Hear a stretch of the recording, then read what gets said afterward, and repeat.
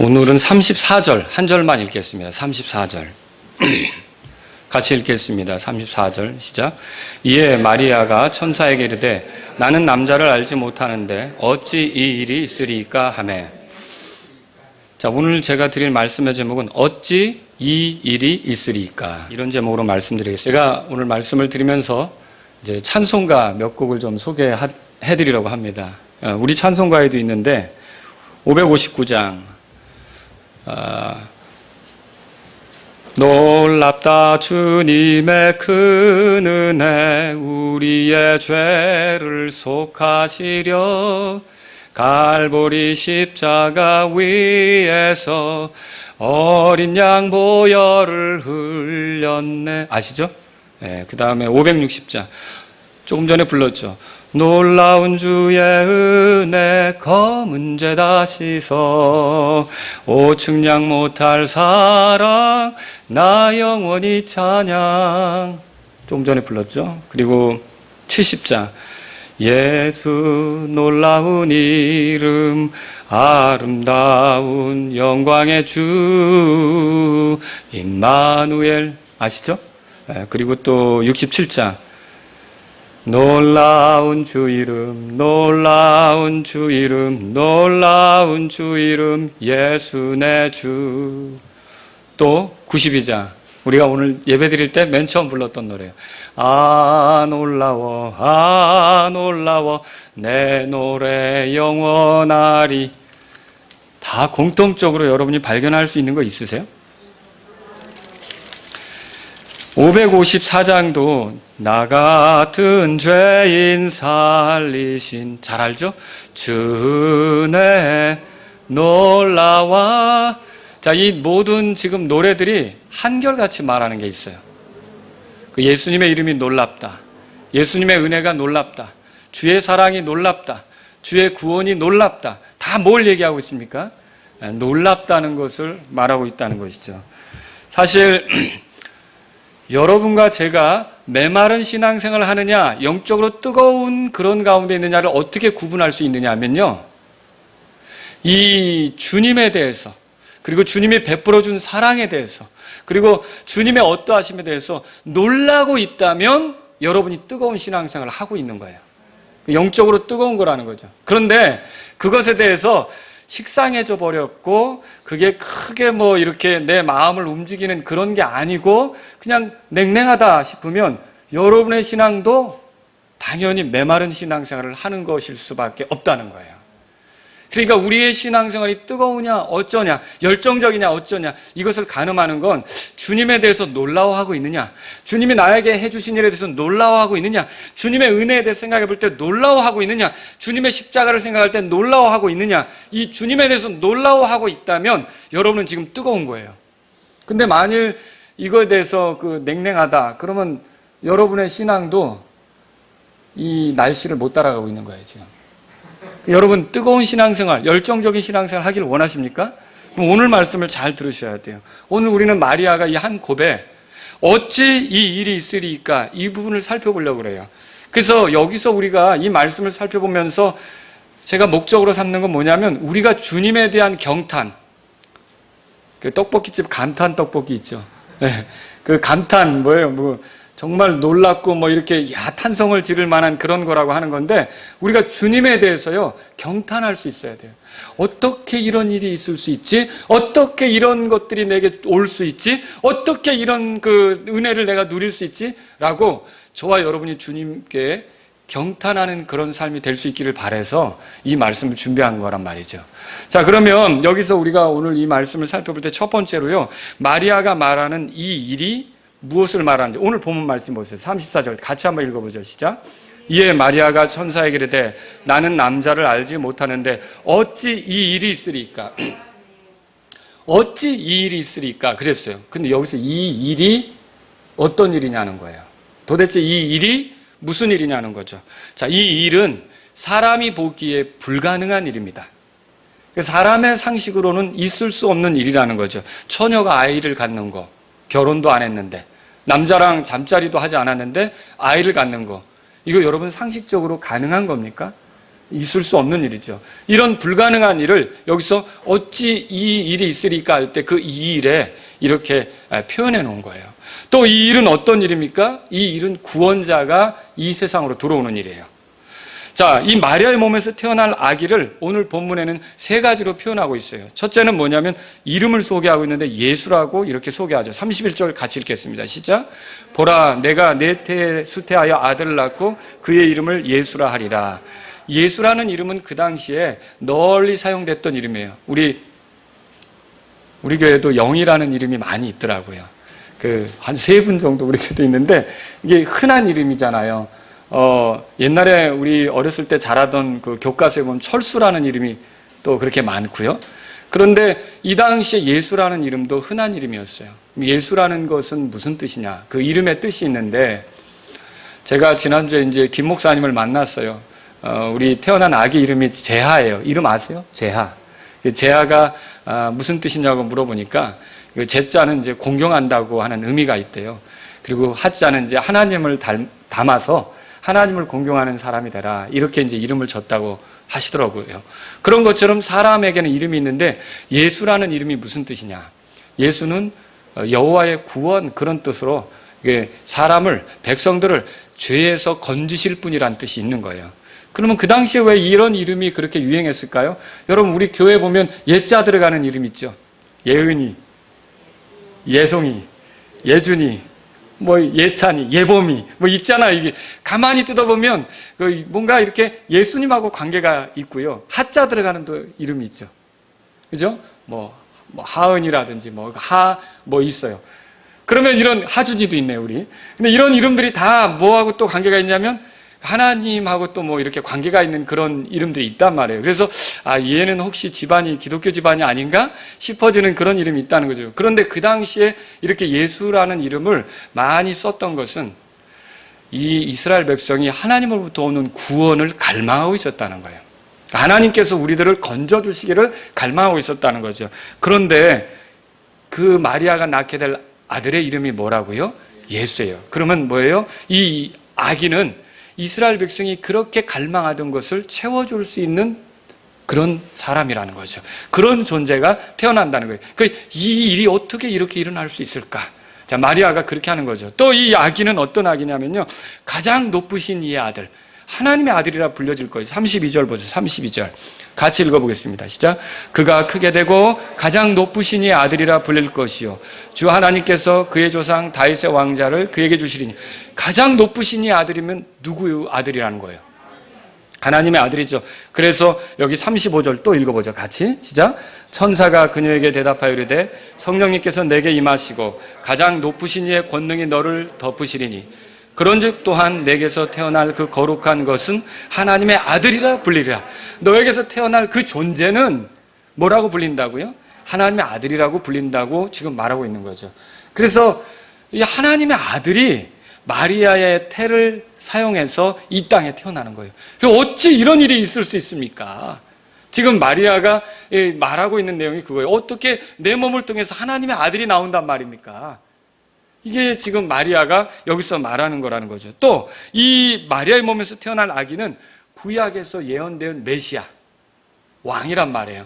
지금 32절 읽었지만 33절 이어지는 거 이렇게 한번 보죠. 33절 시작. 그가 영원토록 야곱의 집을 통치하며 그의 왕국이 무궁하리라 하니라. 야곱의 집을 통치한다. 그럼 이스라엘 백성을 통치한다는 건데 그의 왕국이 있다고 얘기했어요. 그리고 그의 왕국은 무궁한 왕국이란 말이에요. 그러면 구약에서 예언되기를 왕으로서 오셔서 이 세상 사람들의 통치를 끝내고 무궁히 다스릴 분이 누구냐? 메시아거든요. 그리스도거든요. 그러면 지금 마리아가 무슨 얘기를 하는 거예요? 어떻게 내 몸에서 그 천사의 말을 듣고 보니까 내 몸에서 그 메시아가 온단 말입니까? 어떻게 그 그리스도가 태어난단 말입니까? 어떻게 계시된 그 예언된 왕이 나에게서 태어난단 말입니까? 이게 지금 마리아가 그렇게 하는 말이다라고 하는 것이죠. 그리고 또 놀라운 건 이제 이 마리아가 어찌 이 일이 있으리까 할 때 이 일이 뭘 얘기하는 거냐면 성경 기록의 성취와도 관계가 있어요. 자, 여러분, 그 이사야에서 보면 이사야가 예수님이 이 땅에서 활동하시기 700년 전 사람인데 이 사람이 뭘 예언했냐면 처녀가 아들을 낳을 것에 대해서 예언을 했어요. 그래서 들어보세요. 그래서 이사야서 7장 14절에 그러므로 주께서 친히 한 표적을 너에게 주시리니 보라 처녀가 수태하여 아들을 낳고 그의 이름을 임마누엘이라 하리라 그랬어요. 임마누엘이 무슨 뜻이에요? 우리와 함께 하시는 하나님 그 뜻이에요. 그러니까 임마누엘은 하나님이란 뜻이에요. 그러면 처녀가 낳게 되는 아들은 우리와 함께 하시는 하나님이 태어나는 거예요. 그러면 마리아를 통해서 태어날 아기는 하나님이 육체가 되시는 걸 말하고 있는 거죠. 자, 이렇게 근데 여기서 가만히 생각해 보면 마리아가 어려서부터 유대인으로서 성경을 알고 살아왔다면 그리고 그 당시에 구원자의 오심에 대해서 갈망하는 그런 시절이라고 한다면 처녀의 몸에서 임마누엘이 태어날 것이고 결국 육체를 가지고 태어나신 그 분이 우리와 함께 하시는 하나님으로서 같이 살아가시게 되는 것을 이제 그 성경 기록을 통해 알 수 있지 않습니까? 근데 결국 무슨 말이냐면 마리아가 그러면 이사야서 7장 14절에 말했던 그 처녀에 해당하는 거예요. 여러분 이거 놀랍지 않겠습니까? 어찌 이런 일이 있겠습니까? 그럼 마리아가 지금 뭘 생각할 수 있는 거예요? 아니 그러면 그 이사야가 기록했던 그 처녀가 나란 말입니까? 여러분 그럴 때 놀라지 않겠어요? 안 놀랄까요? 바로 또 더군다나 여러분 창세기로 가보면요. 에덴 동산에서 아담과 이브가 범죄했을 때 주께서 아담과 이브를 불러놓고 또 마귀도 불러놓고 뱀을 불러놓고 뭐라 그랬어요? 여자의 씨가 네 머리를 상하게 할 거라 그랬잖아요. 그러면 그 여자의 씨, 남자를 알지 못하는 여자를 통해서 이 땅에 오게 되는 그 존재에 대해서 우리 구원자죠. 마귀를 깨뜨리고 이길 그 구원자에 대해서 말했는데 그러면 창세기 3장에서 말하고 있는 그 여자가 결국 누구란 소리예요? 마리아란 소리죠. 그러면 그 창세기의 그 마리아가 나란 말입니까? 라고 할 때 여러분 어떨 것 같아요? 아무렇지도 않네. 이럴 것 같아요? 이게 얼마나 심각하고 얼마나 대단한 거였어요. 그래서 어찌 이 일이 있으리까? 어찌 이 일이 있으리까라고 이 여자가 얘기할 수밖에 없는 거죠. 여러분 제가 여기서 두 번째로 여러분에게 크게 말씀드리고 싶은 게 뭐냐면 마리아가 어찌 이 일이 있으리까라고 말하는데 이게 의심이 아니란 말이에요. 사가랴에게 가브리엘이 찾아갔던 거 아시죠? 사가랴는 늙었어요. 사가랴의 아내도 늙었어요. 근데 사가랴에게 뭘 얘기했냐면 네 아내가 아들을 낳을 거라고 그랬단 말이에요. 근데 사가랴는 그 말을 듣고 믿었습니까? 믿지 못했죠. 그래서 뭘 얘기합니까? 자, 1장 18절에 보세요. 누가복음 1장 18절. 같이 읽어보죠. 시작. 사가랴가 천사에게 이르되 이것을 내가 무엇으로 알리까? 나는 노인이요 내 아내도 매우 연로하나이다 하니 이것을 내가 무엇으로 알리까? 아니 이렇게 말씀을 했는데 이게 사실이라는 걸 내가 뭘로 이해하며 받아들여야 됩니까? 그러면 이 말은 무슨 뜻이냐면 이게 사실이라는 것을 어떻게 합니까? 이게 사실임을 보여주는 무슨 증거, 무슨 표적이 있어야 되는 거 아닙니까? 그런 거라는 거죠. 그때 천사가 표적을 줬죠. 그 표적이 뭐였어요? 벙어리가 돼서 아기 태어날 때까지 사는 거 아니었습니까? 그 표적을 보면서 이게 사실이구나를 받아들일 수밖에 없었던 거죠. 자, 이건 뭘 얘기합니까? 사가랴가 가브리엘의 말을 믿은 거예요? 믿지 않은 거예요? 믿지 않았다는 거죠. 근데 이 똑같은 가브리엘이 지금 이 마리아에게 온 거예요. 그리고 내가 낳을 아들이 예수라고 불리게 될 것이고 지극히 높으신 이 아들이라 불리고 하나님의 아들이라 불릴 것이고 그리고 다윗의 왕자가 그에게 주어지는데 그의 왕국이 무궁할 것이다. 자, 이렇게 말했단 말이에요. 그런데 마리아는 믿었습니까? 믿은 거예요. 이게 의심이 아니란 말이죠. 이 어찌 이 일이 있으리까 이 말은요 경탄 가운데 하는 말이에요. 어찌 이런 일이 나에게 있을 수 있습니까? 한마디로 말하면 놀래서 하는 말이에요. 놀라워서 아주 그냥 어떻게 이런 거를 이게 나에게 이루어질 수 있습니까? 라고 하는 말이라는 거죠. 그녀에게 일어난 일이 보편적인 일이 아니고 아주 특별한 일이기 때문에. 그리고 여러분 이 일 있기 전에 천사가 그랬어요. 28절 보세요. 1장 28절 읽겠습니다. 시작. 그 천사가 들어가 그녀에게 이르러 말하되 크게 호의를 입은 자여 평안할지어다. 주께서 너와 함께 하시니 내가 여자들 가운데 복이 있도다. 자, 여기서 크게 호의를 입은 자여 마리아더러 그렇게 했어요. 마리아가 크게 주님으로부터 호의를 입은 거죠. 30절 보세요. 30절 또 읽겠습니다. 시작. 그 천사가 그녀에게 이르되 마리아여 두려워하지 말라. 내가 하나님께 호의를 입었느니라. 마리아는 하나님께 호의를 입었어요. 근데 마리아는 지금 자기에게 이뤄진 일을 이 천사의 말대로 호의로 받아들인 거예요. 아니 어떻게 내가 주의 구원을 볼 수 있으며 또 주의 구원자가 내 몸을 통해서 나오며 구약에 약속된 메시아가 그렇게 오고 또 내가 바로 성경에 기록된 그 예언을 성취하는 여자가 되고 아니 어찌 이런 일이 내 안에서 이루어질 수 있지? 그러니까 어찌 이 일이 있으리까라는 뜻이 의심에 찬 말이 사가랴하고 같은 식의 말이에요. 그게 아니라 이건 놀라는 말이라는 거죠. 이건 경탄하는 말이라는 거죠. 그래서 이 말이 무슨 뜻이냐면 아니 어떻게 죄인인 나의 몸에 그 구원자가 들어올 수 있을까? 아니 어떻게 이렇게 더러운 내 안에 거룩하신 분께서 그 9개월 동안 10개월 동안 살아가신단 말인가? 아니 어떻게 이렇게 천한 여자가 자기 몸에 지극히 높으신 왕을 품는단 말인가?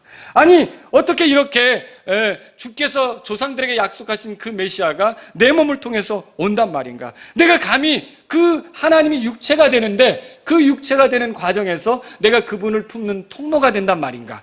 어떻게 내가 그만한 자격이라도 있는 건가? 도대체 어떻게 나에게 이런 호의가 이루어지는 건가? 그러면 마리아는 지금 여러분 제 얘기를 들어보시니까 이게 의심에 찬 말, 사가랴하고 동일한 방식의 말인 것 같아요? 아닌 것 같아요? 아니죠. 어떤 식으로 하는 말이에요? 놀래서 하는 말이에요. 왜 그러냐면 가브리엘이 한 말대로 이걸 다 호의로 받아들인 거예요. 아, 내가 진짜 하나님께 호의를 입었구나. 정말 다른 여자는 입을 수 없는 큰 호의를 입었구나. 다른 사람은 특별히 경험할 수 없는 대단한 호의를 입었구나. 이 호의를 입은 걸 알게 되는 순간, 마리아가 천사의 말을 듣는 순간 어찌 이런 일이 있으리까? 여러분 이제 이해하시겠죠? 그런데 제가 세 번째로 드리고 싶은 말이 이거예요. 마리아처럼 저와 여러분도 하나님의 호의 속에 살아가고 있다는 걸 아십니까? 하나님께서 우리에게 호의를 베풀고 계신다는 걸 아십니까? 저와 여러분들은 그걸 좀 생각해 보시라고 이제 이 시간 좀 말씀을 드리고 싶어요. 여러분 이 자리에 경배할 수 있도록 이렇게 온 것이 하나님의 과분한 은혜라고 믿으십니까? 이게 믿어지면 경배하는 게 달라져요. 이게 놀라운 은혜다라고 생각하면 경배하는 태도가 달라지는 거예요. 그런데 매주 예배를 드리다 보니까 오늘도 또 주일날 가야 되네. 아무렇지도 않고 가볍게 생각된다면 이 예배 드리는 가치, 이게 내가 예배 드릴 수 있는 그런 은혜를 입은 거, 이런 게 별로 그렇게 대단하게 와닿지 않죠. 어때요? 코로나 맛 좀 보시니까 예배가 좀 귀하게 느껴지세요? 여러분 그렇죠? 이게 정말 이게 매번 내가 원한다고 예배 드릴 수 있는 게 아니구나. 하나님께서 여러 가지 상황으로 막으시면 예배 못 드릴 수도 있겠구나. 그죠? 오늘날 또 보세요. 여기 예배당에 오지 못하지만 그래도 자 이게 만약 사도 바울 시대에 이런 일이 있었다면 어떻게 할 뻔했어요. 근데 이게 이 지금 시절에 이렇게 되니까 안방에서도 예배를 드리고 말씀을 듣고 여러분 그런 거 하잖아요. 그죠? 얼마나 놀라운 은혜입니까? 이거 북한에서 상상할 수 있는 일입니까? 주일날 예배 드리는 거? 여러분 이렇게 주일날 예배 드리는 거에 대해서 나 같은 주인이 하나님 앞에 노래 부를 수 있고 그분께 기도 드릴 수 있고 그분이 구원하신 성도들과 함께 모여서 찬양하면서 경배할 수 있고 그분의 말씀을 들으면서 그분이 어떤 분인지를 알 수 있고 이런 게 얼마나 놀라운 은혜인가. 여러분 이거 과분한 은혜라고 믿으십니까? 이게 과분한 은혜라고 믿어지면 예배드리는 태도가 달라지는 거예요. 근데 이게 그냥 늘 그렇게 하니까 식상하게 생각이 되고 이게 별로 대단치 않게 생각이 되면 여러분의 예배가 식어질 수밖에 없어요. 예배 속에 열정이 사라질 수밖에 없어요. 예배 속에서 그 은혜를 누리는 것이 시들어질 수밖에 없다는 거죠. 여러분은 이 예배 한 번을 드릴 수 있는 게 그게 기적이요, 은혜요, 과분한 호의라고 믿으셔야 돼요. 사실 내가 드리는 예배는 매번 마지막 예배도 될 수 있는 거예요. 우리가 어떻게 알아요? 이번 주간에 주님 오시면 이게 마지막 예배였을 수도 있는데 그렇지 않습니까? 여러분이 이런 예배 한 번을 하나님 앞에 드리고 같이 성도들이 모여서 이렇게 경배할 때 내가 이런 경배를 드릴 수 있다는 게 놀라운 은혜구나. 이거 하나님이 여러 가지 만들어주셔서 이게 가능한 거구나. 사실 이 자리에 오고 싶어도 내가 몸이 아프다. 오고 싶어도 못 올 수 있잖아요. 여러분 그거 해보시면 알겠지만 내가 올 1년에는 말이야 한 번도 빠지지 않고 주일 오전 오후 수요일까지 예배드려서 상 받아야지. 근데 그것도요 마음대로 안 되는 거예요. 그 어느 날 갑자기 아프고 힘들어지면 어때요? 그거 다 날아가는 거예요, 말하자면. 그럼 뭘 우리가 생각해 볼 수 있어요? 예배 한 번 한 번 드린다는 게 하나님의 은혜라는 거죠. 하나님의 호의예요. 이걸 가볍게 생각하면 안 된다는 거죠. 저 여러분들이 이슬람 나라에서 태어났거나 아니면 공산주의 나라에서 태어났다면 우리 예배 드리는 거요, 이거 상상 못하는 거예요. 생각 못하는 거예요. 그렇죠? 이 과분한 은혜를 우리가 누리고 있는 거예요. 또 여러분 생각해 보세요. 그리스도의 성육신이 과분한 은혜라고 믿으십니까? 예수님께서 하나님이 육체가 되신 거 과분한 은혜라고 믿으시냐는 거죠. 마리아는 구원자가 세상으로 찾아오신다는 사실에 흥분했어요. 그래서 어찌 이 일이 있으리까? 여러분, 예수님이 원래 하나님이신데 육체가 되셔서 우리 가운데로 오셨다는 게 대단하다고 믿으십니까? 이게 정말 귀하다고 생각하십니까? 이만큼의 은혜가 어디 있는가? 우리를 사랑해서 찾아오신 거예요. 우리를 잃어버리지 않기 위해서 찾아오신 거예요. 우리에게 자기 목숨을 내주시게 찾아온 거예요. 이렇게 찾아오신 것이 여러분 정말 귀하게 생각되느냐는 거죠. 디모데 전서 3장 16절에 논쟁의 여지가 없이 하나님의 성품의 신비는 위대하도다. 하나님께서 육체 안에 나타나시고 성령 안에서 의롭게 되시고 천사들에게 보이시고 이방인들에게 선포되시고 세상에서 믿기시고 영광 속으로 올려져 영접을 받으셨느니라. 예수님이 이 땅에 찾아오신 게 정말 놀라운 거라고 표현하고 있다는 거죠. 여러분, 예수님이 이 땅에 찾아오신 게 정말 놀라운 일이라고 믿으십니까? 지금부터 2000년 전에 우리 이 살아가는 세상에, 유대 땅에 발을 이렇게 딛고 다니셨던 예수님 있잖아요. 그 나사렛 청년이요. 그리고 갈보리로 나아갔던 고난당하신 그 청년이요. 십자가에서 그 죽으셨던 청년이 하나님이셨다는 사실에 여러분 놀라우십니까? 하나님이 왜 그렇게 찾아오셨는 거예요? 여러분, 우리를 사랑해서 오신 거 아닙니까? 어찌 일이 있으리까? 우리가 정말 그런 말을 대할 때 경탄할 수밖에 없다는 거죠. 놀라워할 수밖에 없다는 거죠. 우리가 어떤 놀라운 뉴스를 접하면 어때요? 직장에 출근해가지고 야, 이거 들어봤어? 정말 이런 일이 있었어 라고 막 밥 먹으면서 직장 동료에게 얘기할 수 있잖아요. 근데 우리는 정말 이런 일에 대해서 들어봤어? 하나님이 육체가 되셨어. 그분이 예수님이야. 왜 오셨느냐? 너와 내가 지옥으로 들어가는 걸 원치 않으셔서 우리 죄 문제를 해결하고 오신 거야. 얼마나 그분이 영광스러운 분인데 이 땅에 오셨냐고, 얼마나 놀라운 일이냐고 이렇게 얘기해 보셨냐는 거죠. 여러분, 사람이 되신 하나님께서는요, 그분이 누구죠? 예수님이죠. 사람이 되신 하나님께서는요, 이 땅에서 고통당할 걸 뻔히 아시고 오셨어요. 여기 오셔야 좋은 일 생기는 게 아니라 사실 어떻게 보면 인간적으로 볼 때는 사람들에게 환영도 받지 못하고 어떤 이들은 그분을 죽이려고 할 거고요. 어떤 이들은 그분을 비난할 거고요. 어떤 이들은 그분을 괴롭힐 건데 그런 걸 알면서도 이 땅에 찾아오신 거예요. 우리 그런 환경에 가는 거 상당히 불편하거든요. 여러분, 뭐 친족 간에 모임이 있는데 왕래도 없고 그 친족 모임에 가봤자 꽂아 놓은 보릿자루 갖고 나를 환영하지 않는다. 가고 싶겠어요? 아버지는 한번 갔다 오라고 하겠지만 나는 가고 싶지 않은 마음이 있겠죠. 왜냐? 거기 가봐야 환영도 받지 못하는데, 대접도 받지 못하는데. 근데 예수님이 이 땅에 오실 때 그런 환경이었다는 거죠. 이 땅에 와서 예수님이 천사들을 호위무사로 대동하고 다니셨어요? 왕궁에서 주무시기라도 하셨어요? 아니라는 거죠. 예수님을 비난한 사람이 있었고, 예수님을 죽이려고 한 사람이 있었고, 예수님은 온 백성에 존경받지도 못했고 환영받지도 못했어요. 그리고요, 이 땅에 계시는 동안 어땠어요? 그 육체라는 걸 입으셨기 때문에 시장하기도 했고요, 피곤하기도 했고요. 그 육체를 입는 게 얼마나 불편합니까? 우리가 군복을 입는 게 불편한 것처럼. 그렇죠? 그런 환경에 예수님께서 오신 거예요. 왜 그렇게 하신 것입니까? 여러분, 우리를 사랑하셨기 때문이라는 거죠. 어찌 이 일이 있으리까? 정말 우리가 이 예수님이 성육신 하신 걸 생각할 때 우리가 그렇게 말할 수밖에 없다는 거죠. 여러분, 찬송가 94장 한번 보세요. 94장.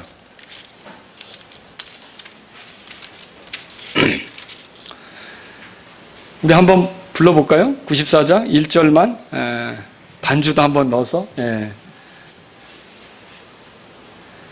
이게요, 여러분 잘 알으셔야 돼요.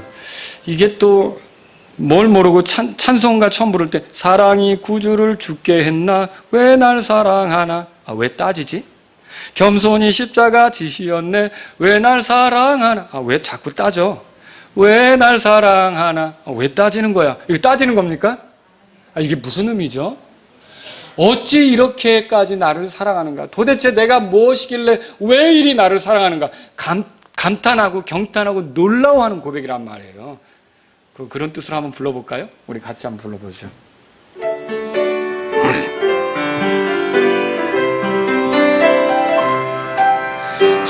사랑이 구주를 주게 했네.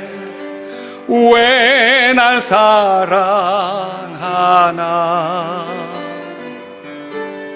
겸손히 십자가 지시었네.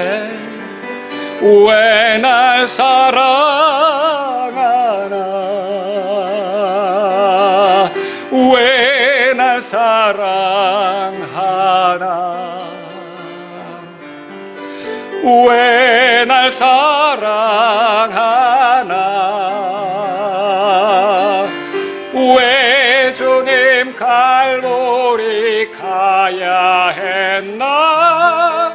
왜 날 사랑하나.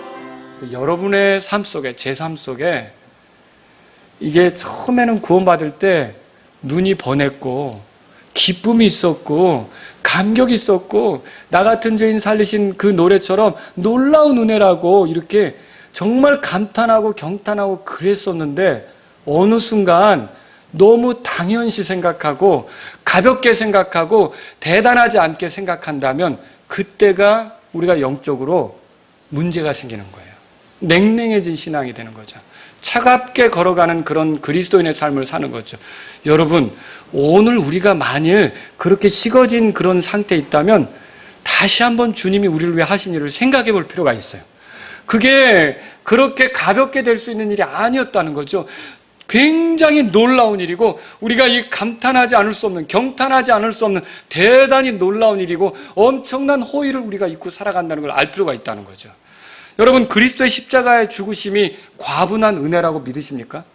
이거는 생각해 볼수록 이거 대단한 일이에요. 그분이 채찍에 맞아 등짝이 너덜너해지는 거. 그분이 이제 그분의 몸이 채찍에 맞아 그렇게 찢겨지는 거. 그분의 얼굴이 주먹으로 맞아. 성경에 그렇게 써 있잖아요. 부어오르시는 거. 주먹으로 맞으셨다 그랬어요. 뺨도 맞으셨고. 또 그분이 머리가 가시로 이렇게 찢겨서 가시관을 쓰셨잖아요. 그 찢겨서 피를 흘리시고요. 그분의 손과 발이 못에 박히시고요. 그분의 옆구리가 창으로 찢어지시고요. 이거 왜 이렇게 하셨습니까? 그렇게 희생물이 되셔서 우리를 우리를 구원하시려 그렇게 한 거 아닙니까? 이런 것이 그냥 당연하게 여러분이 받아들여 주십니까? 그분이 그렇게 안 해도 상관없는 일이었어요. 그분이 그렇게 안 해도 나는 그냥 죄 때문에 지옥에 들어가도 뭐 할 말 없는 그런 죄인이었단 말이에요. 그런데 내가 지옥으로 들어가는 걸 원치 않으셔서 이 오늘 날씨보다 더 뜨거운 곳으로 들어가 고통하는 걸 원치 않으셔서 주님께서 어떻게 하신 거냐? 십자가에서 고통을 당하셨어요. 죽임을 당하셨어요. 피를 흘리셨어요. 이것이 정말 아무렇지도 않은 거냐는 거죠. 여러분, 이게 과분한 은혜라고 믿으십니까? 더군다나 로마서 5장 펴보세요. 나에게 베풀어진 이 십자가의 죽으심이라는 게 도대체 뭡니까? 내가 대단했을 때 이 십자가의 죽음이 있었냐고요? 내가 올바르게 살아갈 때 이 십자가의 죽음이 있었냐고요? 내가 하나님을 기쁘게 하며 살아갈 때 이 십자가의 죽음이 있었냐고요? 그렇지 않습니다. 내가 형편없이 살 때 이 십자가의 죽음이 나를 위해 있었던 거란 말이죠. 6절에 보세요. 6절에 5장 6절 같이 읽겠습니다. 시작. 우리가 아직 힘이 없을 때 그리스도께서 정하신 때가 되어 경건치 아니한 자를 위해 죽으셨네. 여러분, 이게 내가 경건해서 쟤 좀 천국에 보내겠다라고 예수님이 죽은 게 아니에요. 내가 경건치 않았을 때, 내가 하나님 등지고 살았을 때, 하나님 인정하지 않고 살았을 때, 내 멋대로 살아갔을 때 나를 사랑하셔서, 나를 불쌍히 여기셔서, 내가 그대로 멸망하는 걸 원치 않으셔서 예수님이 나를 위해 죽었단 말이에요. 8절 읽어보세요. 8절 또 뭐라고 써있습니까? 시작. 우리가 아직 죄인이었을 때 그리스도께서 우리를 위해 죽으심으로 하나님께서 우리를 향한 자신의 사랑을 당당히 제시하시느니라. 여러분, 내가 의인이었을 때 나를 위해 죽은 게 아니에요. 내가 멋진 행동을 하며 살아갈 때 나를 위해 죽은 게 아니에요. 내가 죄인이었고 심판의 대상이었고 하나님의 진노의 대상이었고 멸망받을 수밖에 없는 사람이었는데 나를 위해 예수님께서 십자가에서 그렇게 죽으셨단 말이죠. 여러분, 이게 아무렇지도 않습니까? 이 과분한 은혜를 누리고 있는데, 이 엄청난 은혜를 누리고 있는데, 여러분 이게 놀라운 은혜라고 생각하십니까? 그럼 우리 찬양이 달라지는 거예요. 형식적이 되지 않죠. 예배가 형식적이 되지 않습니다. 기도요? 형식적이 되지 않습니다. 전도하는 거요? 누가 시키지 않아도 여기서 막 하고 싶어지죠. 이 놀라운 은혜를 다른 사람도 알아야 되니까. 우리가 왜 신앙이 식어지느냐? 여기서 그분의 은혜에 대한 놀라움이 사라져버리는 거예요. 이 사람이요, 배은망덕하는 버릇이 있어요. 그래서 은혜가 차차차차 평범하게 느껴지는 그런 게 있단 말이에요. 초심을 잃어버리는 거죠. 그래서 그 중요한 것을 누리고 살면서도 시간이 자꾸 반복되니까, 여러분 우리 자녀들도요, 부모의 은혜로 살면서 너무 익숙하게 매일매일 사니까, 엊그제 얼마 전에는 우리 아들이 그러더라고요. 이제 우리 집에 아들이 하나밖에 없는데 지금은 다 출가하고 군대도 가고, 차 안에서 오는데 아버지 어머니가 저를 키우기 위해서 얼마나 돈이 들었을까요? 그것도 물어보더라고요. 그걸 어떻게 이제 우리가 돈으로 계산할 수 있겠어요. 그런데 보세요. 이게 시간이 지나가면서 우리도 모르게 어떨까요? 이 부모에게로 받는 은혜 있잖아요. 이게 식상해지는 거예요. 아무렇지도 않게 생각되는 거죠. 여러분 부모가 일찍이 돌아가셨으면 어쩔 뻔했어요. 부모가 나에게 해줄 수 있는 능력이 안 된다면 어쩔 뻔했어요. 부모가 어떤 어려움, 재앙을 당한다면 어쩔 뻔했어요. 그런데 모든 이렇게 부모가 살아서 내 곁에서 힘이 되시고 버팀목이 되고 공급자가 되는 게, 이게 놀라운 하나님의 은혜 아닙니까?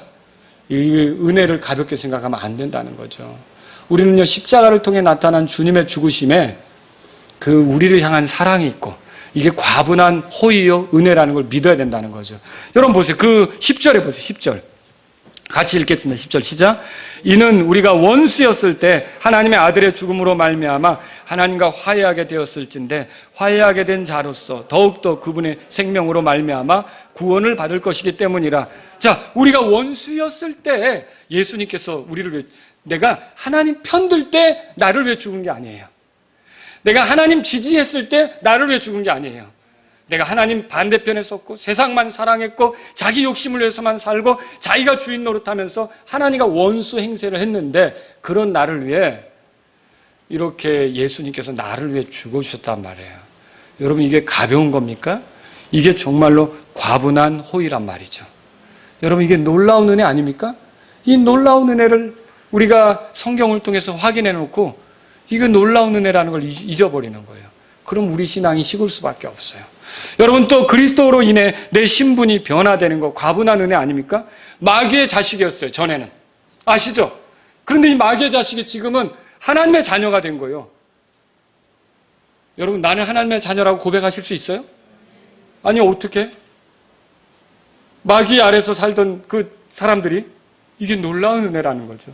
전날에는 더러운 쓰레기통 같은 존재였어요. 근데 지금은 하나님을 위한 그릇이 되어서 살아가고 있어요. 이게 놀라운 은혜 아닙니까? 주님이 쓰시는 도가 된 거. 이게 놀라운 은혜란 말이죠. 그리고요, 앞으로 이루어질 일들도 과분한 은혜예요. 생각해 보세요. 우리가 죽어 하늘에 들어갈 때, 여러분 거기서 우리는 어떻게 될까요? 여러분 죽어서 내가 내 몸을 벗어나서 내 혼이 하늘로 들어갈 때 어찌 일이 있으리까? 우리가 정말 그때 놀라게 될걸요. 생각해 보실 수 있겠어요? 그때 하늘문을 들어가며 날 기다리던 성도들을, 먼저 가 있던 성도들을 만날 때 어찌 일이 있으리까? 우리 놀라게 될걸요? 거기서 우리의 구원자이신 예수님을 볼 때 어찌 일이 있으리까? 놀라지 않겠어요?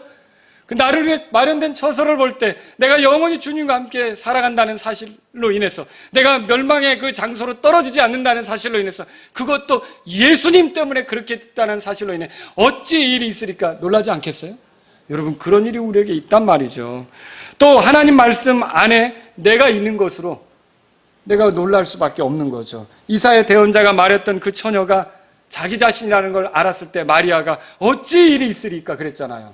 여러분은 성경 읽다가 내 자신이 여기에 있구나 이거 발견한 적 있으세요? 혹시 그런 적 있어요? 나는 이 성경 읽다가 이게 내 얘기라는 사실을 알게 되었어요. 그런 분 있으세요? 저는 그런 경우를 발견할 때가 있단 말이죠. 예를 들면, 그러니까 성경에는요, 예수님의 얘기만 있는 게 아니라 예수님이 사랑하신 나에 대한 이야기도 있더라고요. 길 잃어버린 양. 이게 내 얘기예요. 길 잃어버린 양. 내 멋대로 갔는데 날 찾아오신 거 아니에요. 그죠? 또 잃어버린 드라크마. 여러분 그거 아시죠? 그게 나예요. 근데 그걸 되찾기 위해서 그 정혼한 여자가 얼마나 애를 씁니까? 찾아서 기뻐했잖아요. 잃어버린 나를 찾고서 얼마나 하늘에서 기쁨이 있었습니까? 집을 나간 탕자, 이게 나 아닙니까? 나죠. 이렇게 내 멋대로 살겠다고 떠났는데 다 잃어버리고 아버지께로 돌아오니까 아버지께서 무릎 꿇어, 이것도 아니고 따뜻하게 품어주시며 나를 받아주신 그 사랑을 생각해보면 내가 그 사랑을 잊고 있는 자 아닙니까? 그렇죠? 이렇게 아브라함의 종을 따라가는 리브가는 어떻습니까? 그게 내 모습이죠. 나는 지금 신랑이신 그 이삭을 만나러 가는 리브가처럼, 이삭을 만난 적이 없잖아요. 리브가는 본 적이 없잖아요. 근데 종의 말만 듣고 따라가는 거 아닙니까? 나도 예수님을 만난 적은 없다고요. 근데 어때요? 성령님의 인도하심을 따라 그분 만나러 가고 있는 거 아닙니까? 그 리브가 얘기가 내 얘기라는 걸 제가 성경을 읽고 알게 됐던 거죠. 여러분도 그런 경험 있으십니까? 또 내 힘으로 살려고 애쓰는 이 야곱을 볼 때 이게 내 모습이구나. 근데 야곱의 말년에 뭐라 그래요? 나의 평생에 나를 먹이시고 인도하신 하나님, 나도 결국 이런 고백을 하고 세상을 떠나겠구나. 여러분, 이게 내 모습 아닙니까?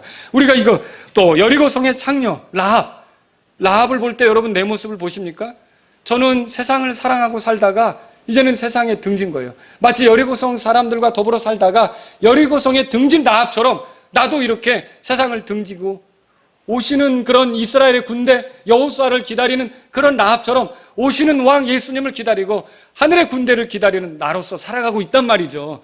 여러분, 그게 라합의 모습이 내 모습이라는 걸 아십니까? 성경을 읽어보면서 내 모습이 들어있다는 걸 발견할 때 놀라지 않을 수가 없어요. 새 남편을 따라간 아비가일은 어떻습니까? 나발 같은 사람을 남편으로 모시고 살다가 죽었죠. 다윗이 와서 내 아내가 돼달라니까 어때요?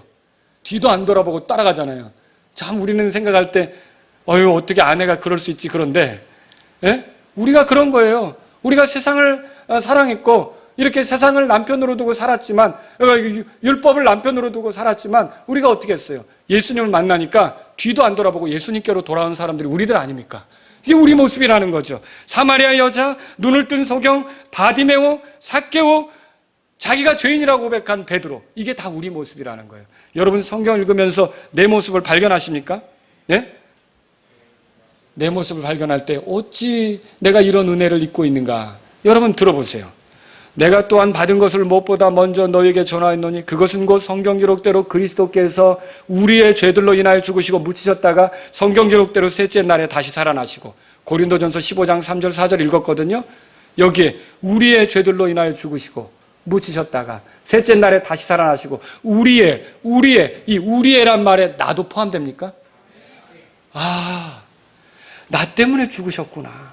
나 때문에 부활하셨구나. 나도 여기에 속하는구나. 여러분, 이거 놀라운 은혜 아닙니까? 또 여러분 생각해 보세요. 이사야서 53장 4절에서 6절에 참으로 그는 우리의 고통을 짊어지고 우리의 슬픔을 담당하였거늘 우리는 그가 매를 맞고 하나님께 맞아 고난을 당한다고 생각하였노라. 그러나 그는 우리의 범법들로 인해 부상을 당하고, 여기 우리의 내가 포함된다고 믿으십니까? 이게 놀라운 은혜죠. 우리의 불법들로 인하여 상하였노라. 그가 징벌을 받음으로 우리가 화평을 누리고 그가 채찍에 맞음으로 우리가 고침을 받았도다. 우리는 다 양 같아서 길을 잃고 각각 자기 길로 갔거늘 주께서는 우리 모두의 불법을 그에게 담당시키셨도다. 야, 이 우리의 내가 포함되는구나. 예수님은 나를 포함해서 나의 죄도 담당하셨구나. 여러분 믿으십니까? 이게 놀라운 은혜죠. 놀라운 은혜죠. 요한일서 1장 7절에 그분의 아들 예수 그리스도의 피가 모든 죄에서 우리를 깨끗하게 하느니라. 우리를 깨끗하게 한다. 나도 깨끗하게 됐다고 믿으십니까? 이 우리 안에 나도 포함된다고 믿으십니까? 요한계시록 1장 5절에 우리를 사랑하사 자신의 피로 우리의 죄들로부터 우리를 씻으시고, 여기 우리의 나도 포함됩니까? 나를 사랑하셔서 자신의 피로 나의 죄에서 나를 깨끗이 씻으셨다. 예수님께서. 이렇게 믿으십니까? 이거 놀라운 은혜죠. 성경에서 나를 발견할 때 마치 마리아가 이사야서 7장 14절에 기록된 그 처녀가 나란 말이야? 창세기 3장에 기록된 그 여자가 나란 말이야? 라고 발견할 때 어찌 이 일이 있으리까라고 감탄했던 것처럼 저와 여러분도 성경을 읽으면서 이게 내 모습이구나. 여러분 감탄하셔야죠. 그죠? 놀라워야죠. 자, 이스라엘 백성이 얼마나 주님께 불평을 했습니까? 광야 생활하면서 10번을 넘게 불평했잖아요. 그들이 다 죽어 넘어져 가는데도 발람이 뭐라고 합니까? 발람이 이 이스라엘에서 저주할 수가 이스라엘에 대해서 저주할 수가 없었어요. 그래서 오히려 뭐라고 하느냐면 하나님께서는 그들의 범법, 그들의 불법을 보시지 않는다는 거예요. 이게 놀라운 일 아닙니까? 우리가 주님의 뜻대로 살지 못한 게 많은데 그럼에도 불구하고 하나님께서 우리를 인도하시면서 우리의 불법을 보기보다는 왜? 우리의 불법을 누가 담당하셨어요? 예수님이 담당하셨죠. 그래서 우리가 계속 하나님께 받아들여질 수 있도록 긍휼을 베푸는데 어제 내가 잘못했다면 오늘 새로운 기회를 살아보도록 오늘 아침 새로운 긍휼을 주시는데 이거 놀라운 은혜 아닙니까? 이런 은혜를 우리가 누리고 산다면 여러분과 저는요 좀 감탄할 수 있어야 돼요. 그냥 냉랭하게 아무렇지도 않게 와 내가 어떻게 이렇게 살 수 있을까? 어찌 일이 있을 수 있을까? 어찌 이런 일이 일어날 수 있을까? 어찌 내가 이 같은 방식으로 살 수 있을까? 여러분 우리가 죄 짓고 끝난다면 일찌감치 끝났죠. 근데 오래 참으시고 긍휼을 베푸시고 노하기를 더디하시고 자꾸만 우리에게 기회를 주시고 아침에 해가 뜨는 것처럼 우리에게 긍휼을 내버리지 않으시는 주님이 계시기 때문에 우리가 계속 주님을 위해 살 기회를 갖는 거 아닙니까? 이거 놀라운 은혜 아닙니까? 우리는 어찌 일이 있으리까? 이럴 때 말할 수 있다는 거죠. 자, 마리아는 하나님께 크게 은총을 입은 여자였어요. 맞죠? 근데 우리는 어때요? 우리는 은총 안 입었어요? 우리도 입었죠? 마리아는 그때 예수님을 모시고 산 여자였어요. 그렇죠? 우리는 어때요? 우리 안에 예수님 모시고 삽니까? 맞죠? 우리도 예수님 모시고 살고 있어요. 우리 안에 거하시잖아요. 예수 늘 살아계셔. 그렇죠? 내 안에 살아계신다 우리가 노래하잖아요. 그렇죠? 마리아는 출산의 날 그 왕이 등장하기를 기다렸어요. 자기 태에서 나오는 그 왕이 등장하기를 기다렸다고요. 그런 것처럼 우리는 어때요? 어느 날 그리스도가 등장하는 걸 기다리고 있지 않습니까? 그렇죠. 마리아는 그 몸을 통해서 그분이 드러날 것에 대해서 흥분했어요. 그럼 우리는 어때요? 죄인이었던 나를 통해서 결국 하나님의 아들의 모습이 나타나는 것에 대해서 여러분 흥분하고 있습니까? 마리아는 하나님의 호의가 아니라면 불가능한 일을 경험하고 있는 여자예요. 오늘 우리는 어때요? 여러분 우리가 지금 기적 같은 인생을 살고 있는 거예요. 죄인이 구원받은 거 기적입니다. 지옥으로 떨어져야 될 사람이 건진받은 거 기적입니다. 하나님께서 성육하셔서 그것도 기적이죠. 성육하신 사건이 기적이잖아요. 여자의 몸에서 남자를 알지 못하는 여자의 몸에서 나온 기적이죠. 죽으시고 부활하신 거 기적이잖아요. 그죠? 이 기적으로 내가 새로운 삶을 살게 된 거예요. 내 삶도 그 기적으로 기적 같은 삶이 된 거예요. 그렇게 믿으십니까? 또 마리아는 하나님의 권능으로 이 일을 경험했어요. 하나님이 가능케 하신 기적적인 삶을 우리가 살고 있단 말이죠. 마리아는 세상에 그리스도를 소개하는 통로가 됐어요. 우리도 그리스도를 소개하는 통로가 맞습니까? 그렇죠? 우리도 그리스도를 소개하는 통로예요. 마리아는 하나님의 말씀이 성취되는 것을 경험한 사람이었어요. 여러분과 저는 하나님 말씀의 성취를 경험하지 않습니까? 내 안에 하나님 말씀의 성취가 이루어진 게 하나도 없어요? 십자가의 피의 효력이 내 안에 이루어진 거 믿습니까? 죄들을 용서함 받고 죄사함 받은 걸 믿습니까? 내가 하늘나라에 갈 수 있게 된 걸 믿으십니까? 하나님 말씀이 내 안에서 이루어지고 있고 이루어진 것도 있고 이루어질 것이고 이거 믿으십니까? 이게 얼마나 놀라운 은혜입니까? 마리아는 이런 일들을 대할 때 어찌 이 일이 있으리까라고 했단 말이에요. 그러나 오늘날 우리는 어떻습니까? 우리는 이런 은혜에 대해서 호의에 대해서 기적 같은 삶을 사는 것에 대해서 경탄하지 않습니다. 자신이 누리게 된 그 하나님의 호의에 놀라지 않습니다. 처음에 구원받을 때는 놀랐는지 모릅니다. 죄사함 받았다고 놀랐는지 모릅니다. 그러나 점점 식상해져서 무감각한 사람처럼 돼버립니다. 우리가 누리는 것을 너무 당연시하고 있습니다. 어찌 일이 있으리까? 이 말이 사라져버렸습니다. 여러분 최근에 어찌 나한테 이런 일이 있지? 라고 여러분이 하나님 앞에서 그렇게 말해본 적 있어요? 우리가 그렇게 식상해지는 거예요. 경탄할 줄 모르는 거예요. 만일 우리가 하나님의 은혜에 대해 놀라워하고 하나님의 호의에 대해 감격스러워한다면 우리의 삶이 확 달라져요. 확 달라져요. 어떻게 달라집니까? 누가복음 1장으로 가보세요. 누가복음 1장. 거기 보십시오.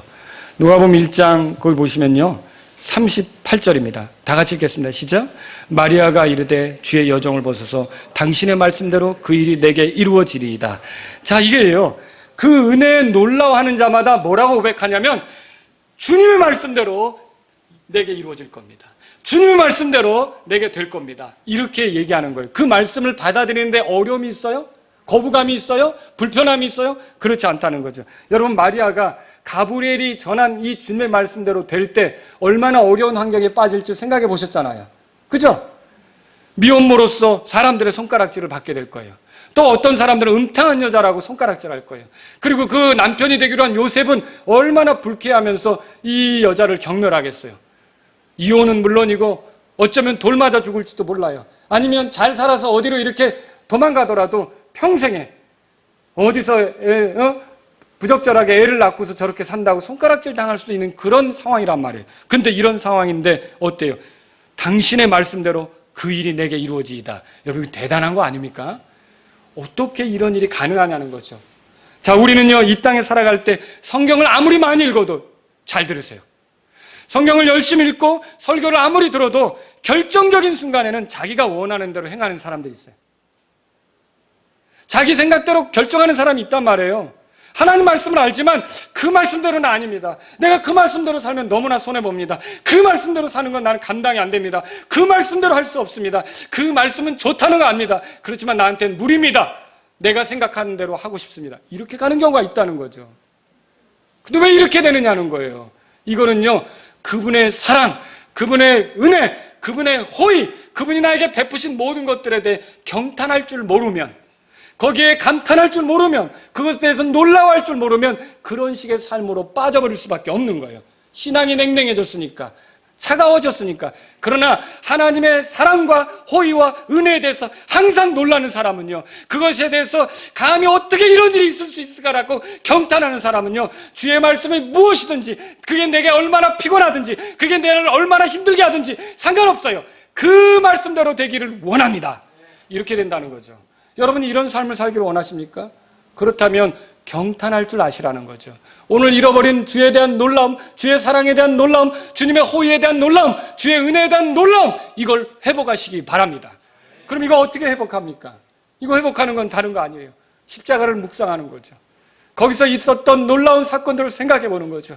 하나님께서 구원자를 보내신 그 마음을 우리가 말씀을 통해 추적하는 거죠. 그리고 예수님이 나를 위해 희생되신 것이 얼마나 대단한 것이었는지를 다시 말씀을 통해 떠들어 보는 거죠. 예수님의 피가 어떤 일을 하는지를 되새겨 보고, 이렇게 십자가로 돌아갈 때, 예수님께로 돌아갈 때 우리가 이 놀라움을 회복할 수 있다는 거죠. 저는 오늘 왜 이 말씀을 여러분에게 드립니까? 우리 모두 이 뜨거운 날씨보다 더 뜨겁게 주님에 대해서 놀라면서, 경탄하면서, 아버지의 말씀에 뭐라고 말씀하시든 그 말씀대로 되기를 원한다는 그런 믿음으로 살기 위해서 우리가 주님에 대해서 놀라워할 줄 아는 사람들이 되자는 것이죠. 여러분, 이러려면 다시 십자가로 돌아가셔야 돼요. 다시 예수님께로 돌아가셔야 돼요. 다시 하나님의 사랑을 묵상하셔야 돼요. 그거 세상에 거 뭐 드라마 보고 뭘 보고 많은 것들을 보는데 그런 관심을 갖느라고 우리가 어느덧 이 사랑에 대해서 냉랭해질 수 있어요. 여러분, 마음이 식어졌다면 다시 십자가를 생각하시고 다시 예수님을 생각하실 수 있기를 주의 이름으로 바랍니다.